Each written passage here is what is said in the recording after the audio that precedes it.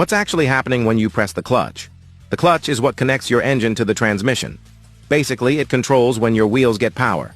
When you're driving and the clutch pedal is up, the clutch disc is pressed tightly against the flywheel by the pressure plate. That means engine power flows straight through the transmission to the wheels, and you're moving. Now, when you press the clutch pedal, it does something cool. It pulls the pressure plate away, separating it from the clutch disc.